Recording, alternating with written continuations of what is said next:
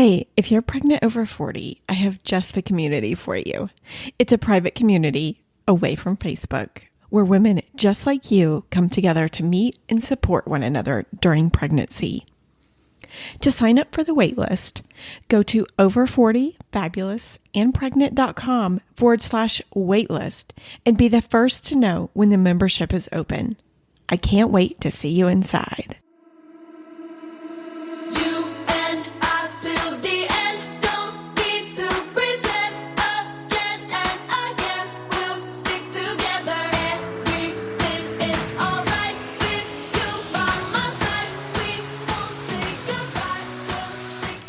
Welcome to Over 40, Fabulous and Pregnant. I am your host, Jamie Massey, and you're listening to episode 39. If you're looking for pregnancy stories of women over 40, you've come to the right place. And today on the show, we have Audrey, who was pregnant at 40. She has a really great story. She gave birth in the shower, which sounds pretty relaxing. And her water broke right before she gave birth, which was kind of a learning experience for me because I just assumed that your water breaks, kind of right when labor starts. So I found that really awesome. And one thing she did focus on during her time really was learning about postpartum and how to have an amazing postpartum. So that's why I named it this. And I think it's really important that we focus not only on birth, but even afterwards and our healing journey. For an update on my story, I mentioned on Instagram that we had 2 embryos frozen. It's so amazing. We bought 6 donor eggs. 5 made the thaw, so we just lost 1. And then 3 fertilized. The other 2 didn't end up reproducing, and the other 2 blast, and she said it is the best, the highest grade embryo. So I'm so excited about that. The embryologist told me, she said, "Oh, so we'll just wait for your period to start everything." I'm like, okay. So then I guess on Thursday they called and the coordinator pretty much told me that again. And she goes, "'Cause you need to be on birth control." And I said, "Well, I am on birth control." And she said, "Oh, we can get started so much sooner," which was exciting and scary all at the same time. She said, "We can have you in here tomorrow." I was like, oh shit, this is really soon. Like, I need to prepare. Wait, that's stupid also. So I'm like, come on, Jamie, get it together. My first thought was absolute panic. Like, oh my gosh, what if this does work? Because my brain has kept saying that it's not going to work this whole time. And no. And I really want to change my mindset on this because assuming it's not going to work is probably not the healthiest. So one thing I've been working on is I am writing a letter as a mother. As I already gave birth. I'm already in the thick of motherhood, a few months in. And I want to write. Why am I getting emotional about this right now? Silly. I want to write a letter as a mother, a few months in to myself right now. And what would I tell myself? First thing I would say is stop freaking out. I'm kind of working on that, and it has really been helpful to change my perspective on it not working out. I'm getting really excited. I'm also really scared. And I was talking to my sister, and she was like, it's totally normal. Because I have those feelings of, oh shit. But then my next thought is, now I feel guilty for feeling like that.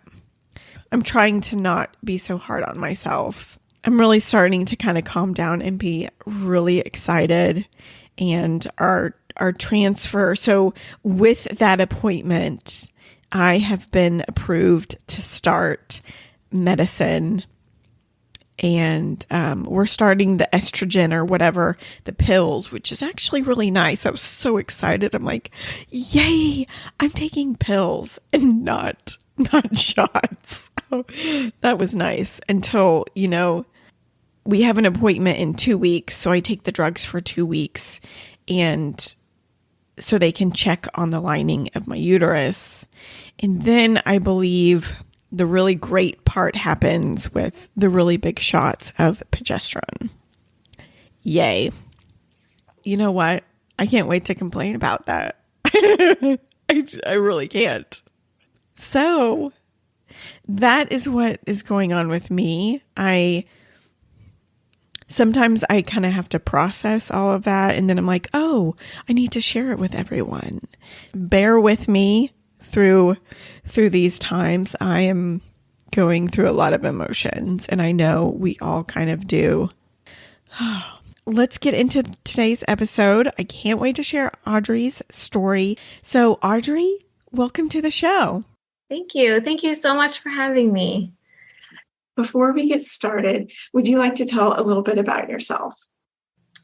Yeah, I am 40, about to be 41 next month. I just had my 5th baby. I have a bonus daughter. This is 6 children for me. I started having children when I was in my 20s. So I've had babies in my 20s and in my 30s and now at 40. And it's different every time. And let's go back to when you had your birthday and finding out that you were pregnant. Yeah. So at 40, I was probably at my healthiest point in life. In the last couple of years, I started just eating better and living like a healthier lifestyle. And my husband and I we were just kind of, if it happens, it happens. If it doesn't, it doesn't. We were just in that kind of mindset.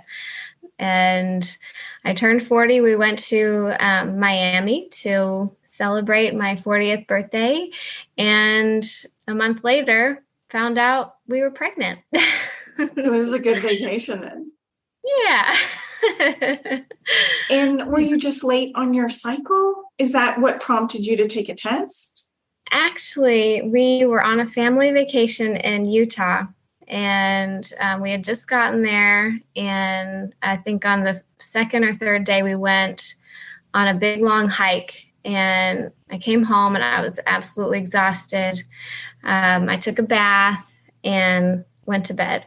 And I woke up the next morning, and we had plans to, go hiking again and do some more fun things on our vacation. And I just couldn't get out of bed. I was so sick and just didn't feel right. So my husband took the kids and they did some fun stuff. And while he was gone, he was texting me throughout the day and asking how I was doing. And I was like, you know what?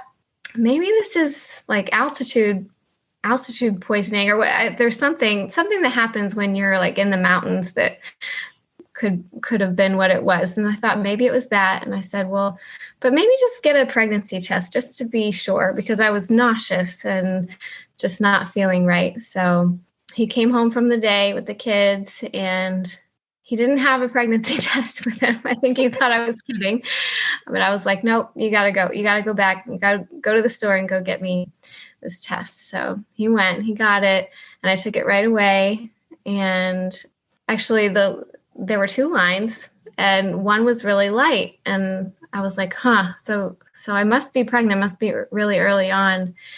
But then looked at the test and the, instructions that come in it and saw that the light line was there's one line that's a test line and one line that the control line. And it was the test line that was super dark. So they call that a dye stealer test. Like you have so much of that hormone, that HCG or whatever it is, that makes the dye in the test super dark, and it steals the dye from the control line. And I was like, oh my gosh, so I'm very pregnant. And then I started worrying that I was having twins because the line was so dark. And I actually started showing right away too. But anyway, so we found out while we were on vacation in Utah. We waited a little while to tell the kids. I was a little worried, I know that miscarriage happens more when, later in life. So I was worried and I wanted to wait a little bit, but. And what were you thinking whenever you saw that test, the positive test? It's so funny. Like I, even though I have a lot of kids, I've never had the feeling of I'm done. Like, I don't want to have any more, I like waited to have that feeling and it just never happened. And so finding out that I was pregnant, even though it wasn't planned, it wasn't, this is what we want. It's always exciting. It's always exciting to find out you're having another baby. It's just, I love babies. And how was your pregnancy? I don't like being pregnant. I love babies, but I do not like being pregnant. It's just not fun for me. I know that there's women out there that just love it and they have the pregnancy glow and they just love everything about it. And that is just not me. I get sick. I'm sick for the first half, throwing up and just feeling like it's an endless hangover. And then the second half is just like uncomfortable and big and nothing fits and all that. So I don't know. Pregnancy is hard for me. Yeah. Did you have any challenges during pregnancy? This pregnancy was the first time that I had gestational diabetes, which I mean, I knew how to, eat to make that okay. Like I know that there's some people that have to have medication and things like that for gestational diabetes, but I was able to control it with diet. So that was good. It's not as fun because you don't just get to eat whatever you want and, craving cake, have cake and, that kind of thing. But looking back, I think it was good that I was able to just kind of eat in a healthy way and knowing that was going to be the best for my baby and the best for me. So it worked out okay. And when did you find out you had that? And what did you change to your diet? I focused mostly on protein, made sure that I wasn't having any kind of like anything sugary without some protein at least. So, I still had, treats here and there, but I made sure that I did it in a healthy way. I don't remember when that is they do that test. I think it's like early in the third trimester. So I kind of stressed about it when they told me, but I stress about everything. I think being pregnant is just, you just worry. You just worry about everything more than you should, more than you need to, really. What about your medical team? Did you use the same as you did for the other pregnancies? My first two, I did, and those were in my 20s. I had them in a hospital with an epidural. My second was induced. And when I got pregnant with my third, this was in my 30s, I don't know. I don't know if it was just a maturity thing or like, that there was just more information out there, but I decided that I wanted to do it natural and that I wanted to have a water birth. So for my third and fourth, I had them both in the water with midwives. And I knew that that was what I wanted to do this time around too. It didn't quite go that way, but that was the plan, to do a water birth at a birth center with no intervention or drugs. And how was the water birth compared to your other births?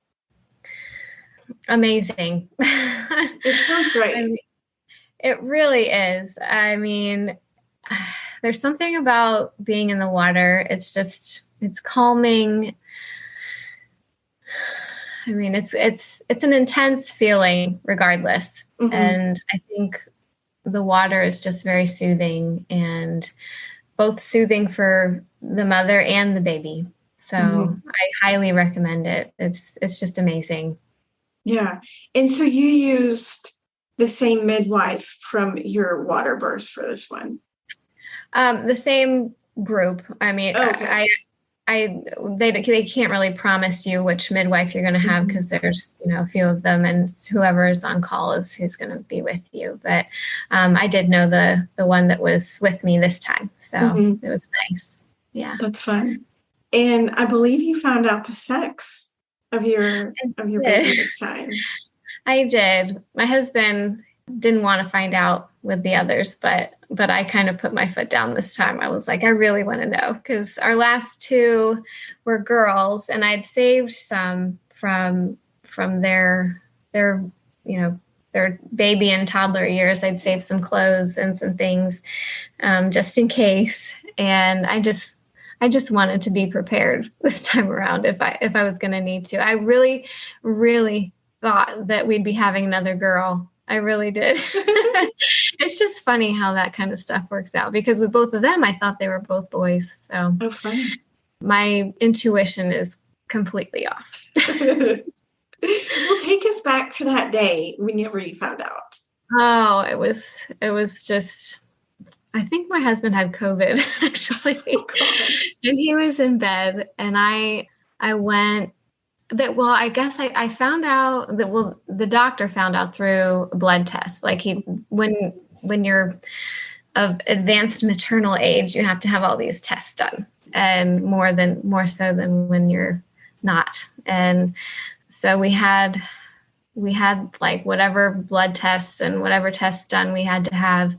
And when those came back, they put the results in an envelope and sealed it up. And so I went and picked that up and brought it home and came upstairs. My husband was in bed with COVID and not in the best of moods, but we didn't want to wait. We wanted to find out. And I think we were both 99% sure this was going to be another girl. Mm-hmm. And so when I opened it, we were both just shocked that we were going to have a boy. And so after that, I went and we wanted to surprise the kids and make it exciting for them. So I went and got like some boy things, like boy clothes and a boy rattle or whatever. And I put it in a box, and we let the kids, all the kids kind of open that together and find out as a family what we were having. And I think two of them thought it was going to be a girl, and it was mixed feelings, and they all just, it was fun. It was a very fun surprise. And was there any products that you couldn't live without that you would recommend? I'm kind of a minimalist as far as, pregnancy and now with a baby. I did get like a big pregnancy pillow that was great for for a little while, and then it's just like it's too much pillow in the bed. It's so big. I think my husband felt the same way. I think we were ready to get rid of that thing.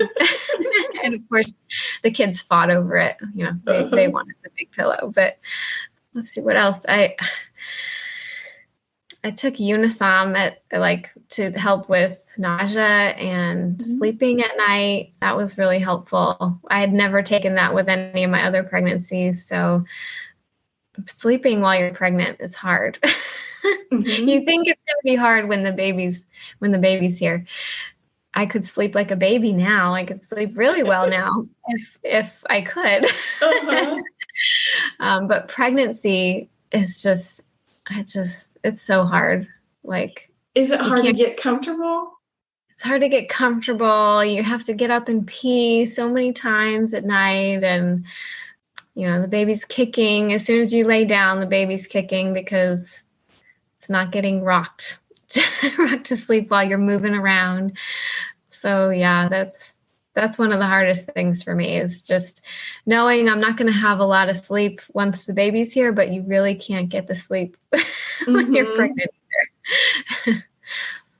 And how did this pregnancy compare to the others? Was it better or worse, the same? I think I might have been a little more tired, but I was also very mindful about staying active and really fueling my body with the right foods. And if I was craving things, just knowing that it's because I was lacking in some kind of nutrient. So I was just very mindful of how I was eating, how I was exercising and doing yoga and taking time for myself. I would say that was better this time around. Being pregnant in your 20s is a lot different than being pregnant at 40 for sure. I definitely don't feel like I bounce back as fast, but you got to give yourself some grace as well. Is there any other differences between your 20s and being pregnant at 40? I mean, how they treat you at the doctor's office, for sure. I mean, they do all kinds. There's a lot more tests and things that they're looking for different things. But I really tried not to pay much attention to that. I loved having babies young, but I also feel like I'm at a much better phase of my life now for both pregnancy and raising children, for sure. And how did you prepare for this baby? This time around, I really focused on postpartum. With the other pregnancies, I feel like I was a lot more focused on pregnancy and childbirth. But this time around, I really wanted to learn about postpartum and the best way to take care of myself and the baby in that 4th trimester. So I ended up getting my husband a book called The First 40 Days, which talks about how our culture is one of the only cultures in the world that doesn't focus on that postpartum period. Everyone else, they take care of the mom in that postpartum period, and we just don't. We just don't do that here. But anyway, this book talks about that, and then there's a bunch of recipes of these nurturing and healing foods and recipes to have in that 4th trimester that help you heal and just really take care of the early relationship between mother and baby. Or, I guess, stuff and bassinets. Did you already have all that stuff? No, no. We live in a 3-bedroom townhouse. We just don't have the room to keep that stuff. And so the baby before this one, she's 6 now. So we had gotten rid of all, the pack and plays and the strollers and the crib and everything. So this time around, we're really keeping it minimal. We don't have a nursery. We don't have a crib. I have the baby in one of those bassinets next to the bed that pushes right up against the bed so that it's kind of, co-sleeping. And he'll be in that until he's too big for it. And then we'll see what happens. Might put a pack and play next to the bed. We might get a crib and put it in one of the, the little girls' room across the hall. We're just kind of taking it day by day. Mm-hmm. But we don't have the space to be just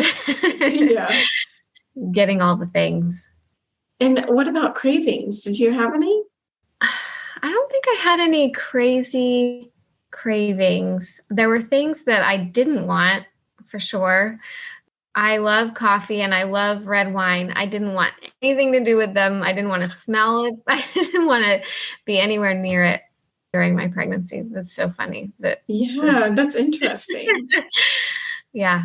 So you, I believe, gave birth at 36 weeks? 37. 37. Okay. Yeah. Let's go back to that day and how it started, because I think you got induced, right? I did. So at 35 weeks, I found out that I had this condition called cholestasis, which is a liver condition that happens during pregnancy, just not very often. Mm-hmm. But I started having like itchiness, and not just the normal, like stretchy skin itchiness that, you have. Mm-hmm. It was different. So I mentioned it to the midwives, and they did this test and found out that I had this cholestasis, which doesn't cause any danger to me, but they like to induce the baby at 37 weeks because there's higher risk if you deliver after that. So my plan to have this natural water birth, just go into labor naturally and have the baby in the water plan didn't quite work out, but I wanted to keep it as natural as I possibly could. So the midwife said that they could try to induce with a castor oil cocktail, which I had done with my previous two anyway. So I knew that worked for me. And they also did one of those, like a Foley catheter to open the cervix. But we did decide to have the birth at a hospital instead of a water birth, just to be on the safe side because of the risks of this cholestasis diagnosis. Mm-hmm. So, and it went well. It went a lot better than I had a lot of fears of the natural induction not working, and having to have an epidural and it not going well, and then having a C-section. I had a lot of fears, but it ended up going a lot better than that. So yeah, they induced at 37 weeks. I went in, saw the midwives. They gave me a castor oil cocktail and did the Foley bulb. And was that painful? No, okay. Not at all. I guess some women might have some like cramping and discomfort with it, but I didn't have anything. So we did that at 8 a.m. And then I went back to, since we delivered in a hospital that's 2 hours from where we live, that's where the birthing center is. So we were staying at an Airbnb, and I went back to the Airbnb with my husband and the kids, and he started cooking. He wanted to make a nice lunch, and I played board games with the girls and just kind of waited for things to get started. And around 10 a.m., I started having some contractions. They weren't super intense, but they were very close together. I was using like an app on my phone to just kind of time things. And the contractions were like super close together. And at one point, my phone, the app told me like, it's time to go to the hospital. And I was like, well, that can't be. Like, these contractions are nothing. Like, it can't be. It can't have happened that fast. What time was that? Playing. So this was between 10 and 11 a.m. And I kept hanging out with the girls, and my husband's in the kitchen cooking, and these contractions kept happening, and I was totally fine. The girls probably didn't even know that I was I was having contractions. And then my phone once again told me like it's time to go to the hospital. So I called the midwife and I said, I'm having contractions and they're close together, but they're not super intense. And she said, well, let's just go ahead and go to the hospital and see what's going on. So we met at the hospital at 12 and I got set up in the room. It was very quiet, very calm. Like there was one nurse there and my midwife, and got me hooked up on the like the wireless monitors so that I could walk around. And the contractions continued, and it was around, I think, 1:00 where they started getting more intense. And I said, okay, well, I'd like to get in the shower to kind of, calm me. And so even though I couldn't have a water birth like in a tub, I figured the shower was the next best thing. Yeah, be a little more relaxed. Yeah, and that was helpful. I got in the water and just having the shower on my back was helpful. And they started getting more intense for sure. Like I was kind of shaking through the contractions. And my midwife and my husband were there and just kind of standing there talking to me. And I did mention, I asked, like, why am I shaking so much?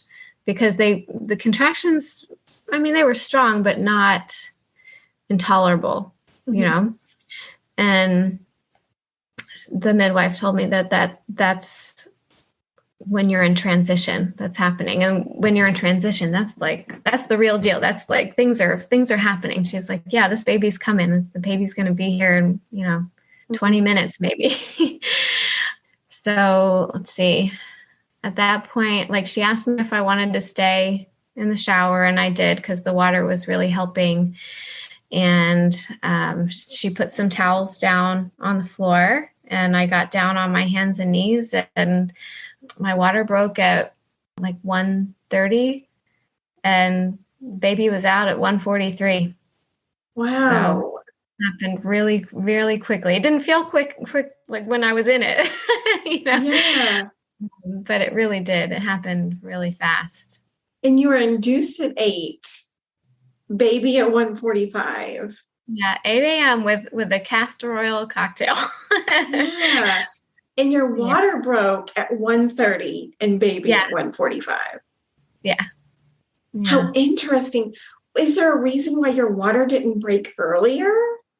Well, I don't, from what I understand, like people who have their water break like in the grocery store or like, it doesn't happen very often. Like I think that it happens a lot closer to when the baby comes. And I mean, I know that when I had babies in the hospital, they broke my water for me. Mm-hmm. So who knows when it would have happened had it happened naturally. I don't know. Mm-hmm. But I think it was very similar for my water births that it broke closer to when the baby comes out. It's not like, at least for me, and maybe, mm-hmm. I don't know the statistics on that, but yeah, my water breaks. And then within an hour is when the baby comes for me. Now, since you were in the shower, could you feel your water breaking? Mm-hmm. Yeah. It was a big, like pop, like a big pop and a gush. So I know that's different for some people. It's kind of like a trickling, like they don't feel their water break. Maybe because I was contracting so hard, and I was in transition then. Mm-hmm. So maybe that's why it happens that way. And the midwife caught your baby. Mm-hmm. Mm-hmm. Yeah. It was really cool. I mean, he came out and the cord was, she said, wow, he's got like a jump rope of a cord. Like this, I don't know how long a normal cord is, but she's like, mine was like, like 10 feet long. Wow. And it was wrapped around his neck a couple times, and it also had a true knot, which is, it doesn't happen very often, and it can be pretty dangerous. Sure. But so that was an amazing thing too. I mean, I feel like he's just like this miracle baby. Yeah. And so she caught him and put him in your arms. What were you thinking during that time? Just relief. I really worried about this whole cholestasis diagnosis. It caused a lot of anxiety for me, and knowing the increased risk of stillbirth for that, I just could not wait to have him in my arms, knowing that he was okay. And so when she gave him to me, it was just waiting to hear him cry and seeing that he was okay. It was just beautiful. Yeah. And how has recovery been going? Well, I mean, because I really focused on postpartum this time, I feel like I was a lot more prepared, and I really took it easy this time. Like before, I feel like a lot of women are in such a rush to like get back to their life and their, all the chores and their job and everything. And I was that in my previous pregnancies. I really pushed myself to get back up on my feet and like get out and go out. And I think with one of the last babies I had, we like went out to dinner, when she was less than a week old. And I was so proud of myself. I was like, yeah, like no big deal. I can do this. We can go out and live our lives. And, I'm not going to let this keep me in bed. And that's just, I have this totally different perspective now, like you really need to take it easy and take care of yourself. And the more rest that you take in those first couple weeks, the faster you heal. So I was really happy to do that and take that time to, figure out breastfeeding and allow myself the time to heal.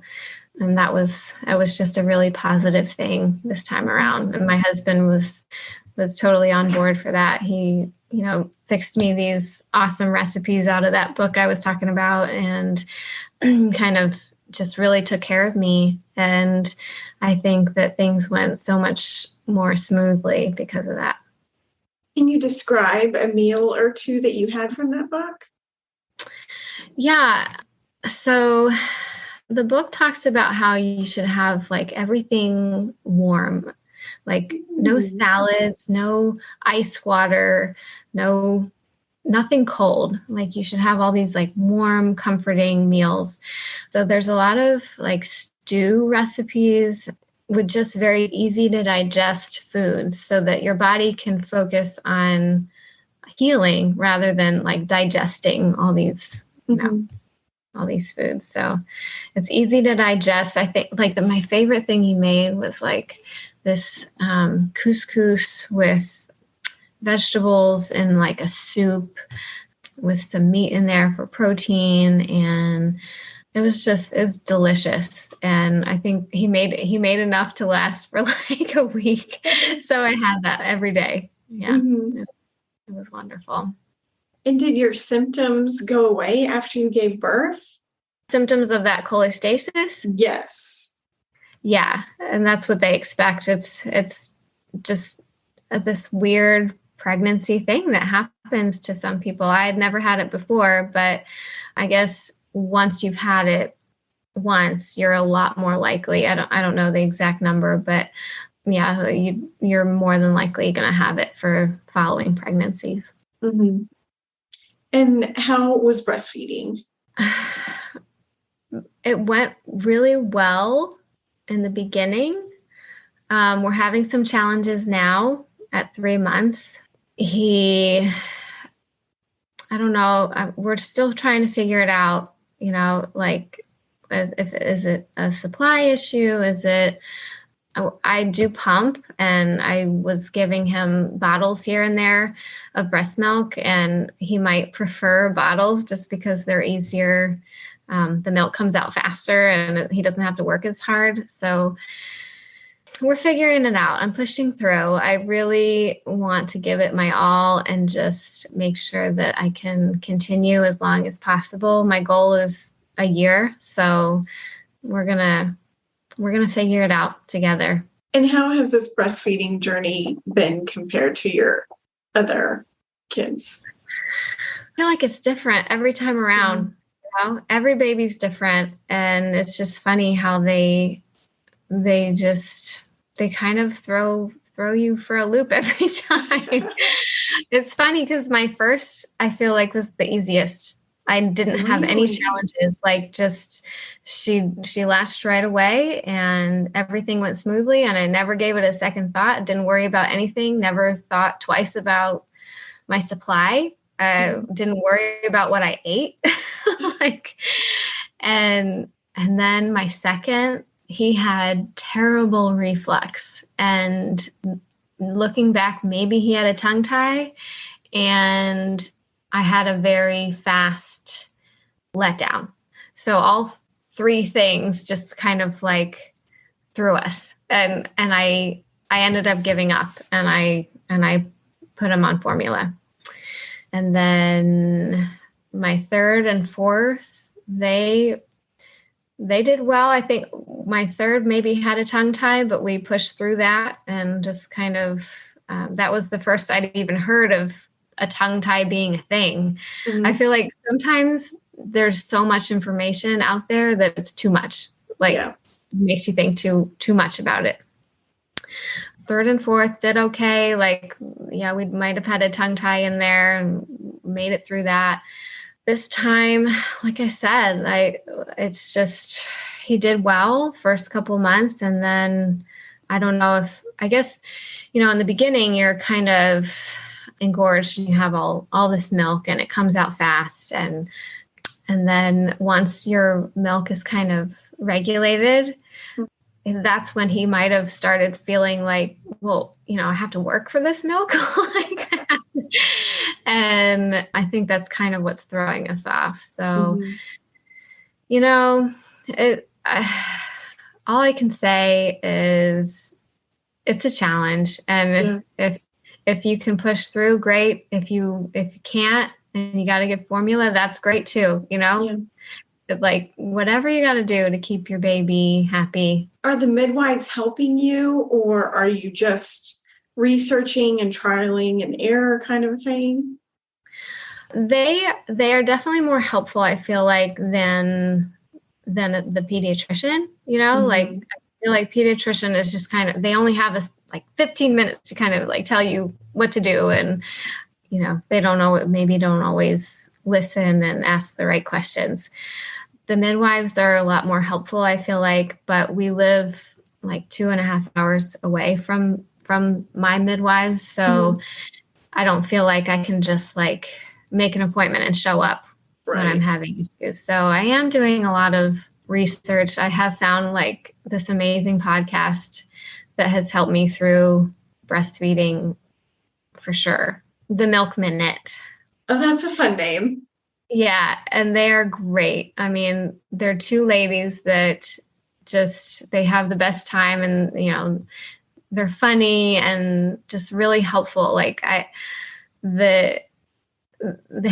have a ton of episodes, and they're just super helpful to listen to, and they explore so many topics that I didn't even realize that I was interested in, but definitely recommend for sure. Anyone who's pregnant or breastfeeding, even if you're breastfeeding a toddler, they talk about breastfeeding later years too. So interesting. I would never think that you can make a whole podcast on breastfeeding.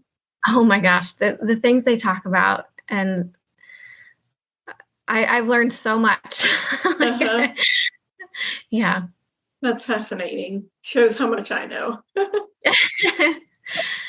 It's definitely like, I recommend it for people who are pregnant to like listen to all of these. And that way, when you do have an issue pop up when you are breastfeeding, it's not like you're in the sleep deprived, like, oh my God, I don't know what to do moment. Like you kind of have this background knowledge of what could happen and what to do in that situation. And mentally, how have you been? I'm not going to lie. My anxiety is at it's pretty high right now. I feel like I have a lot on my plate. I homeschool my girls, my little girls, and I've got 3 teenagers, and my house is a disaster. And I feel like, I've got a lot of plates in the air. Is that the right? Spinning plates, I think it is. Yeah, like I'm in the thick of it, but in the best way, like having a baby is just, it's the most beautiful relationship. It's so rewarding, and it's the best. So even though things are hard and I'm struggling, it's okay. I know this is just kind of a blip in time, and I'll be able to look back on this and think about all the wonderful, wonderful things. So even though it's hard, it's the best. So you feel like it's manageable? Yeah. I mean, you'll get through this. Oh, absolutely. Absolutely. Yeah. I'm practicing breathing, and, it's hard to find time for yourself in this early stage. But it's important, Is there anything else you want to add about your pregnancy or birth? I think it's really important. If I could give any advice, it would just be to learn about postpartum, like, and be prepared for that as best you can, because, a lot of people in pregnancy, I feel like they're focused on the birth, and it's a big deal, and you should watch all kinds of birthing videos and read all about it and be prepared for that mentally and physically, taking care of your body and preparing for that mentally. But I also think it's equally important to focus on postpartum and really be prepared for that stage. And do you have plans to have more kids in your 40s? No, I don't. But I've said that before. I've said I'm done. I'm not having any more before. But like I said, I've never really felt done. Like I love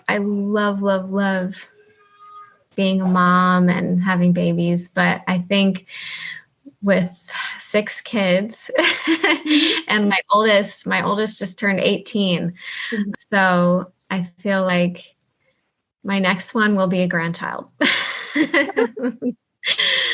And that's okay. What has been your biggest challenge being pregnant in your 40s? Just being tired, walking up the stairs and being out of breath. And like, it's a lot, I get really big. I have big babies. My first baby was 8'7", 8 pounds, 7 ounces. My second was 8'9". The next 2 were both 9 pounds, 2 ounces. So I was prepared. For a very large baby. He wasn't that big because you're so early. It was early, but yeah. I just get really big. My belly gets really big, and it's a lot. I mean, And is there anything you'd recommend that would help prepare someone for pregnancy and birth in their 40s? Have a plan, but don't feel like if that plan doesn't go exactly the way you plan, it's okay.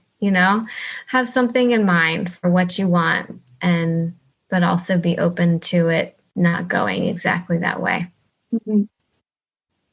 And how many follow-up appointments do you have with your midwife?